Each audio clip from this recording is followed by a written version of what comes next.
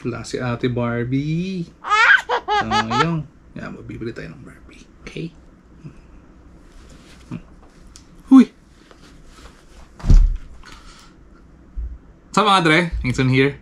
So, for today's video, meron kasi ako nakitang isang comment sa isang post na sinasabi na peke daw yung sa Ace Precision Motor Parts. Kumuha ako mismo ng item sa Ace Precision Motor Parts to see if fake talaga siya. So, paano ba natin malalaman kung fake siya or authentic na langis? So, ito siya ngayon.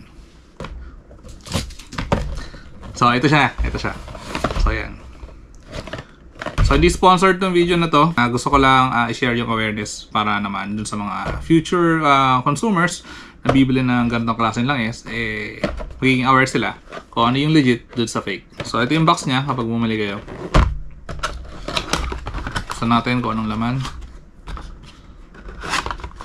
Yan. So, meron siyang kasamang yan, gear oil. Tapos, pagka yun, yung dalawa lang yung laman. Wala na siyang laman, diba? Ayan, wala na. Okay. Tabi na natin to. So, ganito yung itsura ng gear oil niya. Ayan.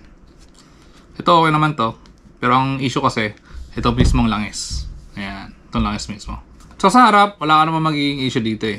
Ang pag-check ng authenticity ay nasa likod. So, dito sa lower left corner, itong part na to. Meron dito nakalagay na arrow na pa-curve siya pa ganun.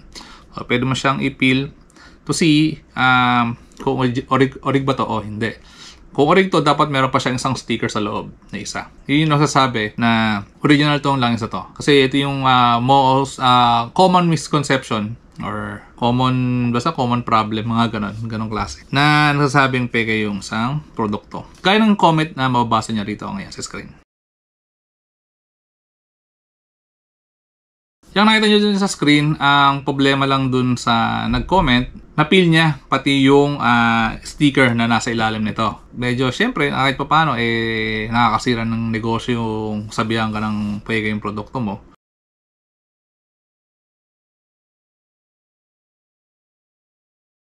So, doon sa picture na nakita nyo, yung pagkakapil niya, may makikita yung guhit, yung pinaka-line na yun. Ibig sabihin, yun yung sticker na nakapailalim dito. Napil niya rin kasi. So, kala niya peke. So, tignan natin.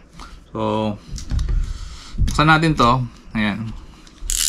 Gamit tayo ng cutter para mas madali nating ipil.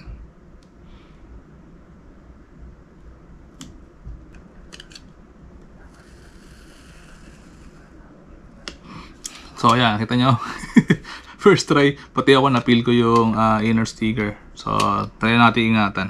So, para ma-peel nyo na maayos, turuan ko kayo kung paano. Okay na blade. Tapos, dahan-dahanin yung isingit yung matalim na blade dun sa pagitan ng dalawang sticker. Ayan. Kasi pagka kinot-kot nyo lang ng daliri, mataas yung chance na sumama talaga yung inner sticker. So yan. Yung malalaman kung authentic yung langis na nabili nyo. Gaya sa ganitong klaseng produkto. Kabuuan ng sticker sa likod, dito yung tsura. Para meron kayong idea. Ayan. So ito yung labas sa sticker. Bago tayo mag-claim na peke yung isang produkto, syempre, i-check muna natin maigi kung tama ba yung i-claim natin. Kasi kapag hindi tama, kawawa naman yung negosyo na papuputokan na peke yung produkto. Syempre sa dami na rin kasi ng mga nagbebenta ng mga produkto ngayon, talagang yung iba talaga gumagawa talaga ng paraan para makamura. Syempre, lahat tayo gusto naman magtipid, di ba? Kaya lang may mga ibang seller din kasi na tinitake advantage yung sitwasyon natin kapag gusto natin makabili ng muro. Kaya naglalabas sila ng produkto na peke. Ngayon, meron akong isang alam na langis na wala pang lumalabas na peke ngayon talaga. So ito yung mga langis na alam ko wala pang peke na lumalabas.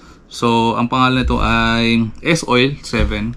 So meron siyang fully synthetic na pang manual transmission. Tapos meron din siyang pang scooter, yung mga automatic transmission. So again, hindi to sponsored. This is for informational video only. Kasi syempre, ayaw natin makabili ng langis. Kasi iningatan natin yung makina natin, di ba? Tapos makakabili tayo ng ikasisira pala lalo, di ba? So yun lang, sana may natutunan tayo.